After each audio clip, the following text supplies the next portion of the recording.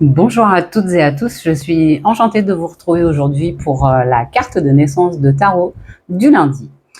J'ai choisi aujourd'hui de vous parler d'une personnalité qui fait l'actu. Il s'agit de Kylian Mbappé, célèbre attaquant du PSG, maintenant au Real Madrid.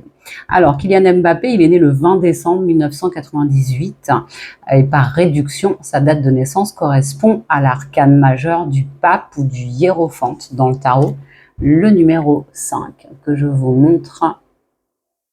Alors, qu'est-ce que ça nous dit? Ça nous parle d'une personnalité charismatique, ça nous parle d'être un spécialiste dans son domaine. Je pense que là, on est tous d'accord. Ça nous parle aussi des règles de la communauté, donc des règles du groupe. Et c'est vrai que dans une gestion d'équipe de foot, voilà, il y a des règles, chacun a sa place. Et ça nous parle vraiment de ça.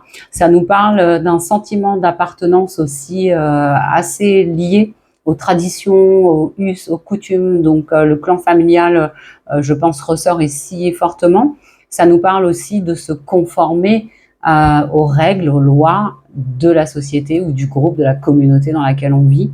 Ça nous parle de tradition, de connaissance, de savoir-faire, de maîtrise, et puis aussi d'instance supérieure, je dirais, en quelque sorte, hein, puisqu'on voit sur cette carte ce personnage qui transmet finalement ses connaissances. Alors, est-ce que dans un futur plus lointain, Kylian Mbappé pourrait devenir entraîneur? C'est possible, ou gérer une équipe. On sait qu'il a acheté un club il n'y a pas très longtemps. Alors en négatif, par contre, ce pape, hein, parce que dans toutes les cartes, je vous donne le côté positif et puis le côté, alors, pas négatif, mais je dirais le côté plus sombre un petit peu. Ce pape en négatif, ça va nous parler de briser les codes, briser les règles. Il y a un besoin finalement de sortir un petit peu de tout ce qui peut être trop conformisme.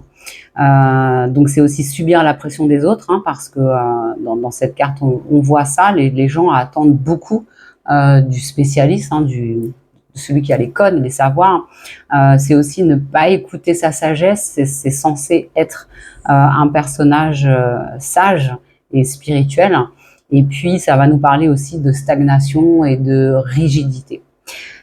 La date que j'ai voulu regarder aussi chez lui, c'est la date de son premier contrat professionnel. Et donc, c'est un contrat qu'il a signé le 6 mars 2016 avec le PSG. Et cette journée-là, on était sous la carte de l'ermite.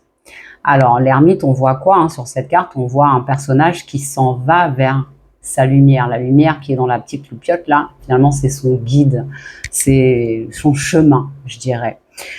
Cette carte nous parle de suivre sa voie. On est toujours dans quelque chose de spirituel, donc je pense que c'est très fort chez lui de suivre vraiment son être authentique, finalement. Donc ça nous parle aussi de solitude, hein. Cet ermite, il est seul, il chemine seul, pardon. Et puis c'est un petit peu le vieux célibataire du tarot, le vieux sage.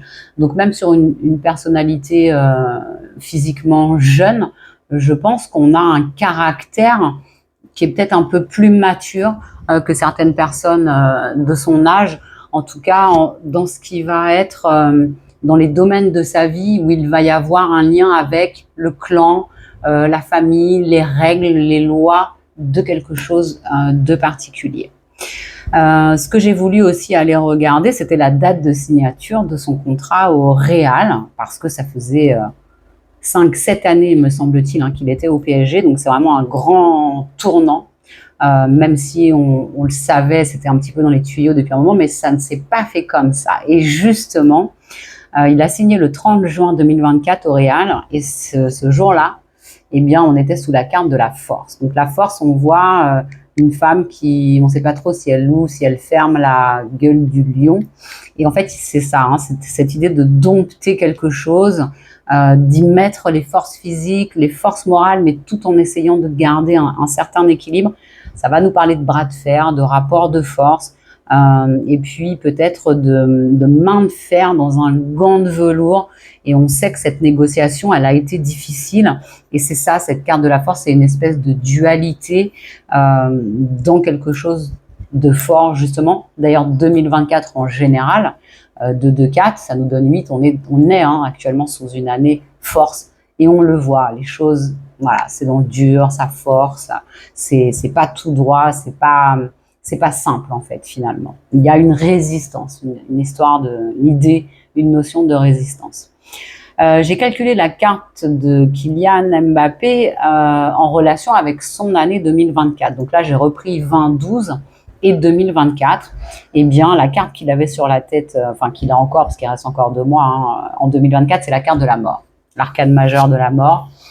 Je suis absolument pas surprise qu'il ait cette carte de la mort, parce que cette mort nous annonce une fin de quelque chose qui doit se terminer pour aller vers quelque chose de complètement nouveau. C'est une renaissance, c'est une transformation.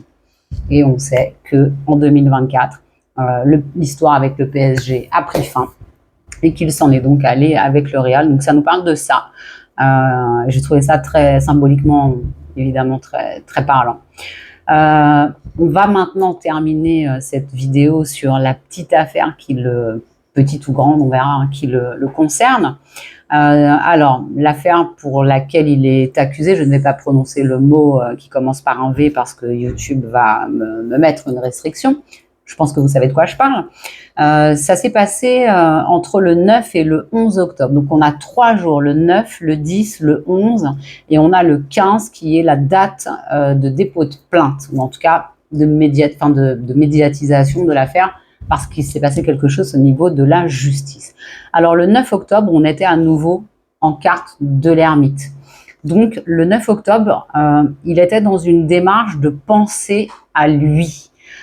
Et puis, peut-être aussi de se dire qu'il le valait bien, cette journée ou ce week-end de repos. Parce que voilà, l'ermite chemine sur son propre développement personnel. Et au lieu d'aller jouer son match contre Israël, eh bien, on a quelqu'un qui s'est plutôt tourné finalement vers lui-même et qui se retrouve seul. Effectivement, il n'était pas dans le groupe ce jour-là. C'est aussi une carte qui va nous parler de voyage intérieur, de voyage pour soi finalement, de bilan, etc. Le 10, le lendemain, nous étions sous l'énergie du 10, de la roue de fortune. La roue de fortune, je dirais, c'est une roue qui va s'enchaîner, qui va provoquer quelque chose. C'est un grand changement. C'est une carte qui va nous parler de destin, de destinée, donc inéluctable, de karma, peut-être de choses aussi qui se répètent. Cette roue, quand elle tourne dans le bon sens, c'est positif, mais quand elle tourne dans le mauvais sens, voilà, vous avez compris là où je voulais en venir.